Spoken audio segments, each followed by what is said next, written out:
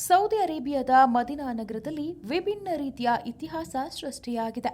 ಇಲ್ಲಿ ಭಾರತದ ಸಚಿವೆ ಸ್ಮೃತಿ ಇರಾನಿ ಮುಸ್ಲಿಮರ ಪವಿತ್ರ ನಗರ ಮದಿನಾಕ್ಕೆ ಭೇಟಿ ನೀಡಿದ್ದಾರೆ. ಮುಸ್ಲಿಮೇತರ ಭಾರತೀಯ ನಿಗಮವೊಂದು ಮದಿನಾ ನಗರವನ್ನು ತಲುಪಿರುವುದು ಇದೇ ಮೊದಲು.